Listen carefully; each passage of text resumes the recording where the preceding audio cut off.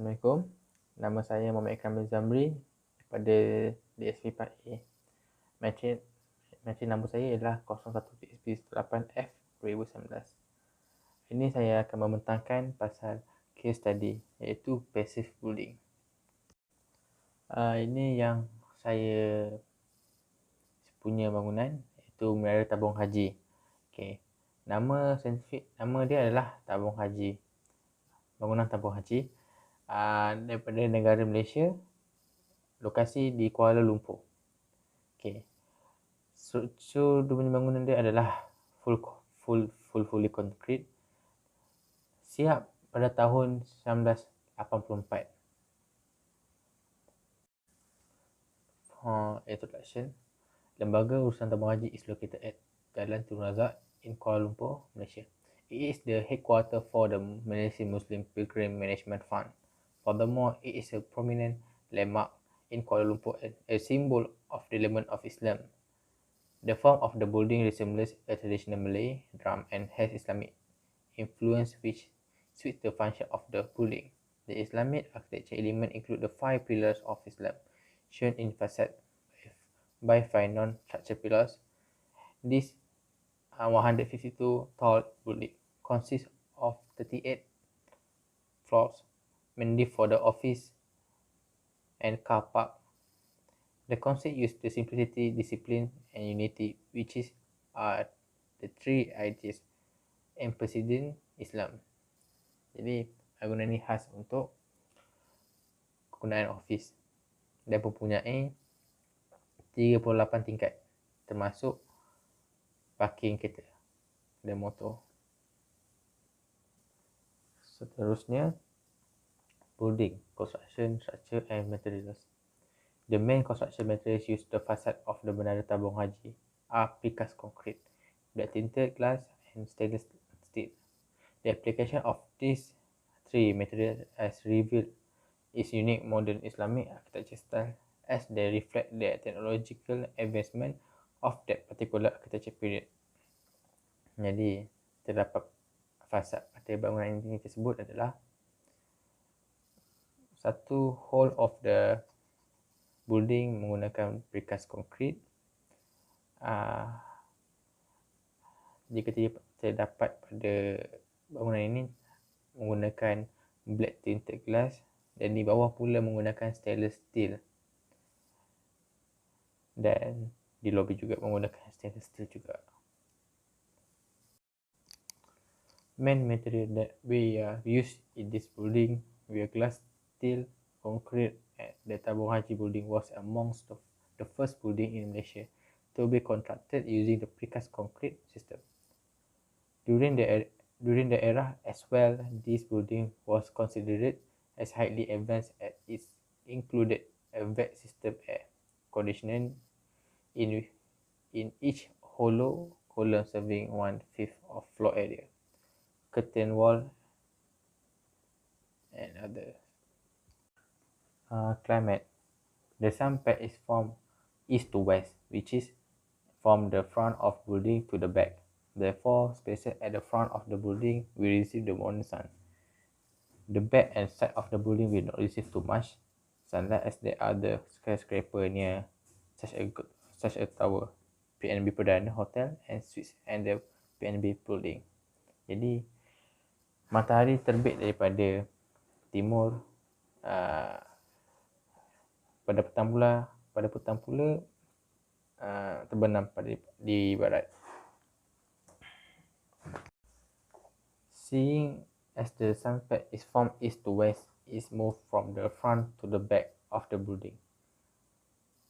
The morning sun hits the front of the building, while the noon evening sun hits the back. But seeing as there are multiple other skyscrapers blocking the sun from the back of the building, it is never fully exposed to the noon evening sun. Jadi, pada petang pula, matahari tidaklah begitu sangat memantul di pada bahagian bangunan. Daripada kiri pula, thermal comfort.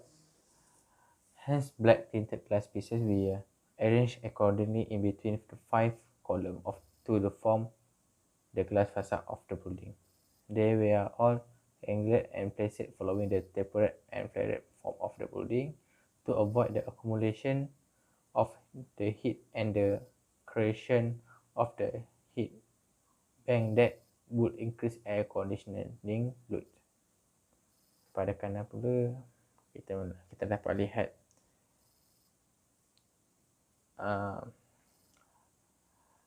kepanasan ataupun haba yang memasuki bangunan melalui gelas yang terdapat daripada fasad bangunan. The glass pieces we are tinted to reduce the amount of solar energy from sunlight being transmitted into the building due to constantly high concentration of sunlight exposing on the facade of the building. The use of tinted glasses also helps to keep the interior spaces at cooler temperature despite being exposed to sunlight all day long. Jadi, fungsi tinted glass pada bangunan tersebut untuk mengurangkan haba daripada matahari. Jadi, dalam setiap ruang tu akan dapat mengurangkanlah kepanasan daripada haba dari luar matahari. Stainless steel. Stainless steel levels serve as wall ventilation system to cover the parking area of menara tabung haji. Gambaran daripada kiri, natural air is vented through the small opening in between the steel cover pieces. Jadi, kita dapat lihat di sini, daripada bawah bangunan mempunyai opening di bahagian lobby dan parking area. Highlighted part on the front elevation of the building show the position of stainless steel lever being placed. So, kita dapat lihat penggunaan stainless steel yang terdapat pada bangunan tersebut, pada bawah bangunan.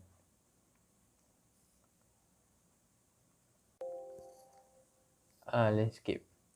The landscape of the building area is mainly at the entrance of the building where there are trees planted along the walkway to the main door. Shrubs and bushes can also be seen. The trees along the walkway are palm trees. Trees are also coconut trees. Jadi kita dapat lihat sekitar bangunan tabung haji mendapati penggunaan landscape.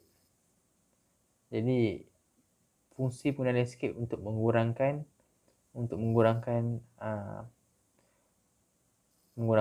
haba daripada panas terhadap bangunan tersebut. Shading.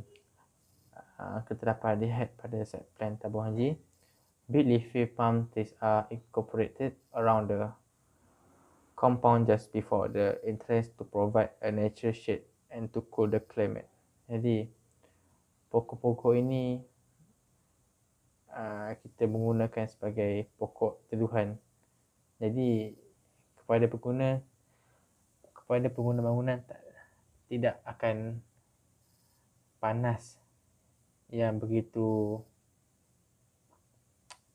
kuat terhadap cahaya matahari. Jadi, pokok ini fungsi adalah untuk membuat teduhan kepada pengguna tersebut juga. Ventilation pula pada bangunan. This concept can be seen applied in the parking areas of the building, and complementarily it gives a more appealing outlook on the building facade in the meantime, providing air ventilation and natural light in the car park area, making it less stuffy and well illuminated. Situ kita dapat lihat ruang opening yang udara memasuki pada bangunan tersebut. Windows. A laminated glass curtain wall is used at the entrance of the menara tabung haji is allow sufficient sunlight to the interior of the entrance lobby in the order for the space to be natural light. It is also to increase transparency for easier navigation for visitors from rural areas who might have never visited a high-rise building before. Car park. The fenestration are faced lower, which reflect the concept of a veil hijab, as the interior is not fully revealed from the facade. The level also allow for airflow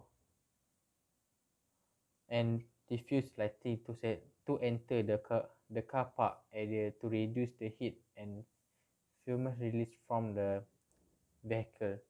So kita dapat lihat airflow yang ruang udara melalui exterior dan memasuki bangunan. Light, glass curtain wall. They are non-structural element, therefore not bearing any structural load. Due to that, this tempered and laminated glass curtain wall, which does not compromise any structural integrity, we are used on the lobby or along the inner cylindrical structure. The implementation of this curtain wall greatly limits the direct reflection of light, causing the airspace within to be well illuminated but lesser heat again. Aside from that, this curtain wall reflects on monastery as the building user can see through them but less visible from the outside, providing a degree of privacy for the user within. Tinted double glass window yang terdapat pada fasad bangunan. The glass window are framed with aluminium and they start from 11 to 38, which is the office floor. From the lower zone to upper zone, from outside they look dark due to the black tint, providing privacy for the user within. So ini kenapa black ini menggunakan kenapa tinted ini menggunakan warna hitam, sebabkan privacy pada pengguna tersebut. Tinted double glass window. Black tinted glass is coated glass produced by adding small amount of nickel to give its black tint. Acoustic. This potential of a skycourt influence the environment positively, as a skycourt can play the role of the thermal, light and acoustic buffer filter. There is evidence that the building which incorporates skycourt can offer a more comfortable indoor environment in terms of air temperature, relative humidity and air velocity. Suggestion is advantage. In my opinion, the disadvantage of the building is the airspace that cannot fully enter. The rest depend on the air conditioning. Advantage, in my opinion, the advantage found in this building is the lighting through the windows entering the building and appearing natural. My suggestion is to place anti-noise material on the building so that users are not disturbed by noise from outside the building or inside the building. My conclusion. In conclusion, everything related to the building features such as lighting, ventilation, thermal comfort is good and suitable, and the disadvantage is that it does not contain an anti-noise material on the building. If it improves, it can provide more comfort to user. The wide mullions and columns spanning vertically along the tower provides an illusion of lighter mass and a clean minimal look, expressing modernism while presenting a curtain. Sculptural quality. Even structurally, this high-rise building has broken ground in Malaysia by seeing the first tower to be constructed using a precast system. That's all. Thank you.